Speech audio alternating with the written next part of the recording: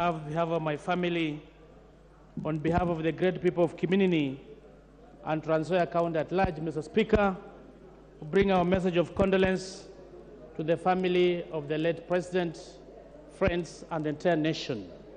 Mr. Speaker, when you read the Bible, the book of Ecclesiastes, the Bible says there is time for everything. There is time to be born and there is time to die. Indeed, it was too early, Mr. Speaker, for the late President Mwai Kibaki. Mwai Kibaki leaves behind a positive legacy, Mr. Speaker. He was indeed a family man, Mr. Speaker. From his busy schedule of politics, he found time for his family. And this is a big virtue, Mr. Speaker, that other leaders must emulate, Mr. Speaker. Mr. Speaker, secondly, when it comes to the matters of the economy, Mr. Speaker, the President took over when the growth of this economy was at 0.06%. And he managed to drive it to almost 10%, Mr. Speaker. Mr. Speaker, Mwai Kibaki believed in planning. It is said, Mr. Speaker, that failing to plan is planning to fail. Indeed, he's the one who came up with the Vision 2030, Mr. Speaker. The Vision 2030 is the economic blueprint, Mr. Speaker, that all other policies are anchored to. And, Mr. Speaker, in the Vision 2030, the President envisioned Kenya to be a middle-income economy, Mr. Speaker. When it comes to matters of public debt, Mr. Speaker, the President was borrowing wisely.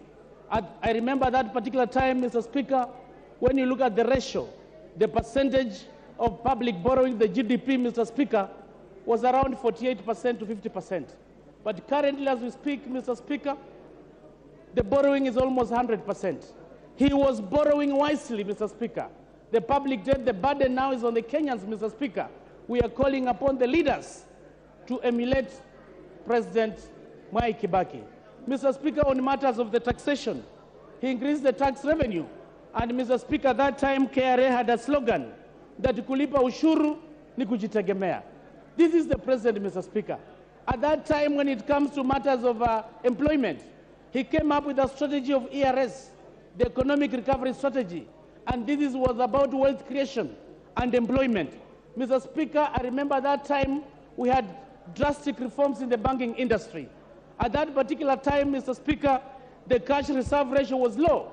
And the banks at that time in history, they were hawking loans all over, Mr. Speaker. The banks were giving loans to Kenyans at the low interest rate. Mr. Speaker, because we didn't have a lot of domestic borrowing, he had allowed, Mr. Speaker, the SMEs to borrow from the banks. And at that particular time, we salute him because that is the time the economy was growing. There was a lot of money with the SMEs, Mr. Speaker. Employment was created, and we salute for him for that. Mr. Speaker, during this time as the President, there was zero tolerance to corruption. And in every government office you went to, there was that, it was written all over, that zero tolerance to corruption.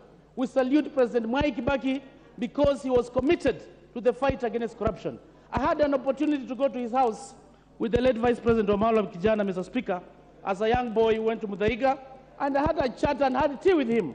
I remember very well even Joseph Kamotho was there. And from the communication, he was a humble man. The very first time I went to State House, Mr. Speaker, I was again with the late Vice President Wamalwa.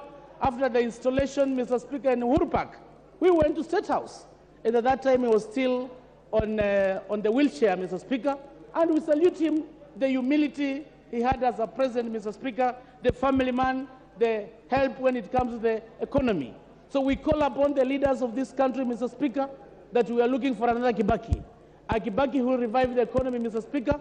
A Kibaki who will reduce the public debt that is burdening Kenyans. A Kibaki who will manage the cost of living. As we speak right now, Mr. Speaker, the cost of living is very high. The issues of inflation are very high, Mr. Speaker. How I wish that we call upon the next president of this country, Mr. Speaker, who I'm very sure is going to be a Kibaki movement, Mr. Speaker, that is going to respect the Kenyans. He respected institutions. He respected Parliament, Mr. Speaker. He respected the judiciary.